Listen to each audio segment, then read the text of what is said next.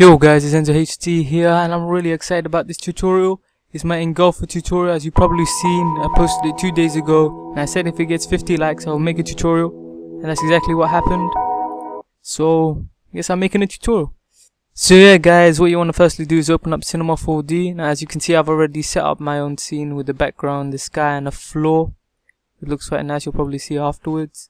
So yeah, let's begin this tutorial. And what you want to firstly do is click on this squiggly thingy and you want to get yourself a rectangle and a circle like that. And let's just raise these two up so you can see it more better, like that. And what you want to make sure is that your rectangle is larger than your circle. This is key for the next part, just like that. All you have to do is click that and just pull these things. Yeah, now you've got your basis of the engulfer, and what you're going to want to do is get yourself a spline mask. Now to get that, all you have to do is click this green object here, hold it down and go on to spline mask and make your circle and rectangle childs of that mask just by dragging them on. Make sure the arrow is facing downwards, just like that. There. Now don't worry that the circle is missing, that's totally fine. Now what you want to go to is go into spline mask. Click on that and change the mode from A union B to A intersect B, just like that. Now what you're going to see is that if you move your rectangle about, you're going to see that the circle starts to disappear and then appear when it gets there, disappear, just like that.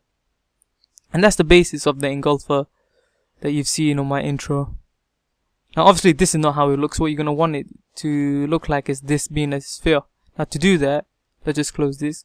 You're going to want yourself to get a lathe nurb. Now to get that, you want to hold down this cube box thing and go into lathe nurb. Is the one that has the shape of a vase looking thing, just like that. And you want to just drag this on, and there you have it. There's the first part you want it. Now if you just move the rectangle about, just like that,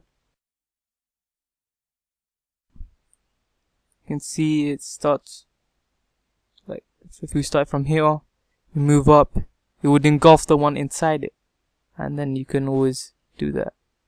But yeah, let's just keyframe that. Let's just go from our rectangle, keyframe it at 0, just like that, keyframe, and we'll move it up here. Oops, let's just do that again. Let's put it at 40, move it up, just like that, keyframe again, so we have our motion. Yeah, you can do it at different angles just by changing it like this. Just change the angle of your spline mask and you'll be able to make it engulf in different directions. And yeah, let's just have a look at it. That's looking quite nice. Now one problem that I found, and I have a solution to that, is that if you go onto it, you're going to notice that the edges are not looking as neat as the ones in my intro. Now you can see they're looking quite nice and smooth. Now to fix that problem, all you're gonna have to do is just go into your lathe nurb, just like that, and just increase your subdivision. Just go mad. I'll just notch mine up to like 70. You're gonna see that already looking so much better. It's a lot smoother. Let's just put this nice glossy black on it, and like that, looking pretty sweet. And yeah, now one thing like you may have noticed is that in my ones there, the actual outer bit is very thin. It's not like a block. You can see it about, yeah, you can see it that the layer actually quite thin. Now to do that, you're gonna want to go to circle and click ring. Just tick that, and then what you're going to see when you just shove this one down is that there's actually a ring in the middle, just like that.